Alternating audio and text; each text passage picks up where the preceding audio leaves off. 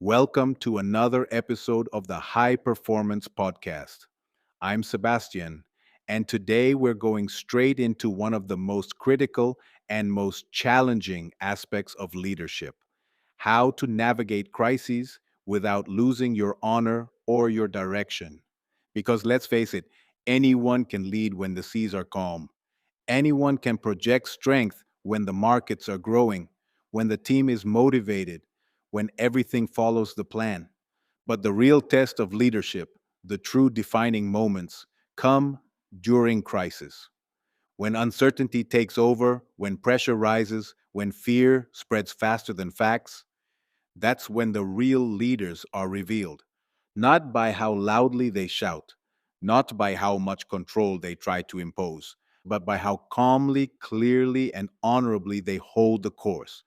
Today, we're going to talk about how to do exactly that: how to lead through chaos without abandoning your core values, how to stay strategic when everyone else is reacting, and how to emerge from crisis not just surviving, but strengthened.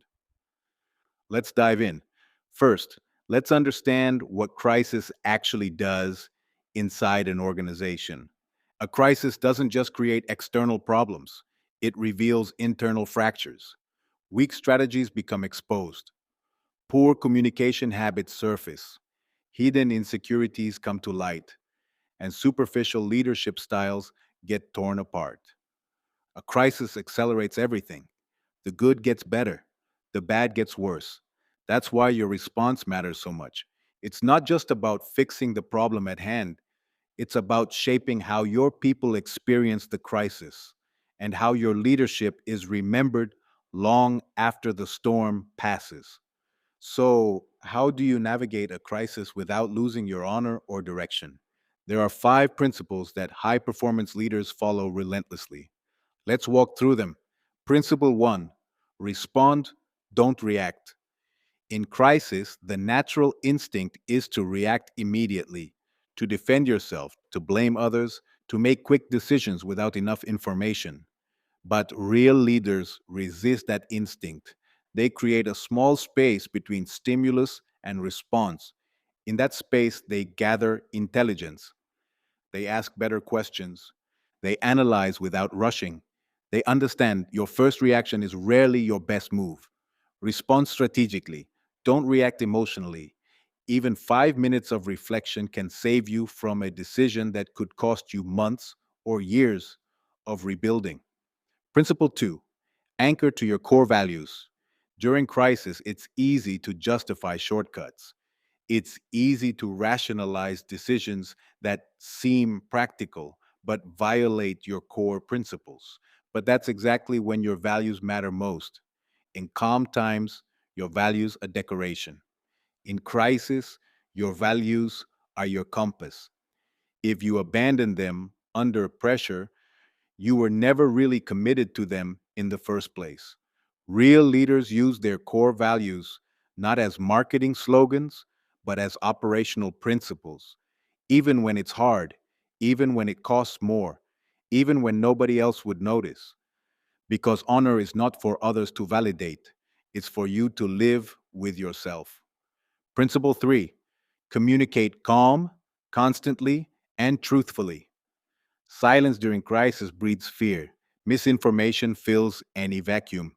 If you're not communicating, others will make up their own stories, and those stories will usually be worse than reality.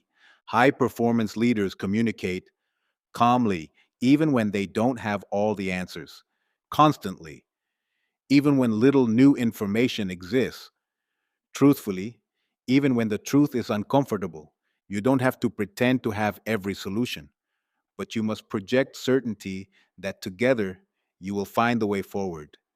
The calmness of your voice, the steadiness of your tone, the integrity of your words, these are your leadership tools during crisis. Use them wisely.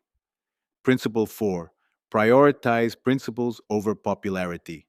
One of the most dangerous traps during crisis is the temptation to make decisions based purely on popularity.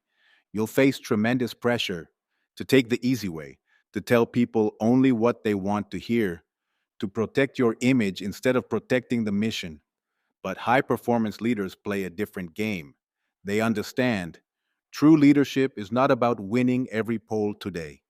It's about keeping the mission alive for tomorrow. That sometimes means making tough decisions.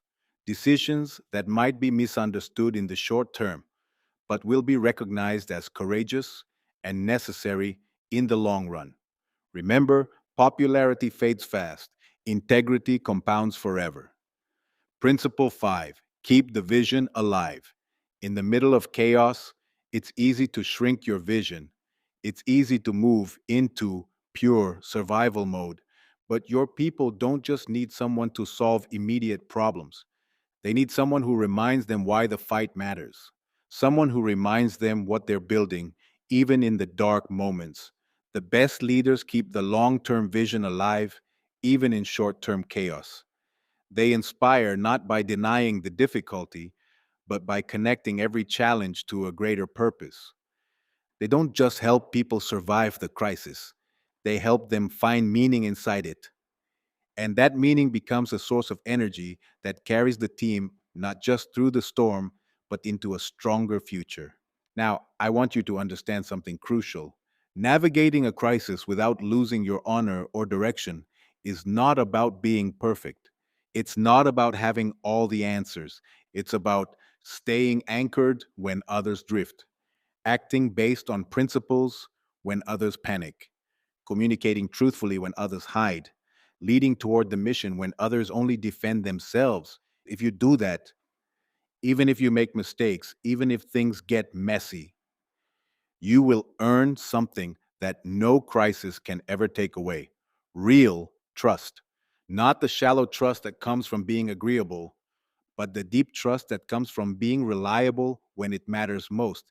And trust, once earned under fire, becomes the foundation for extraordinary leadership for years to come. Let me leave you with this thought: crisis doesn't build your reputation, crisis reveals it.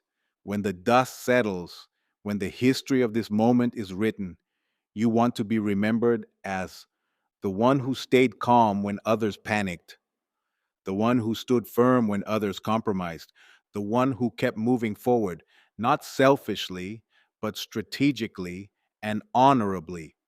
You don't need to be the loudest. You don't need to have all the answers. You just need to be the one who didn't lose yourself when everything else was spinning. That is leadership. That is honor. And that is the path to true high performance impact.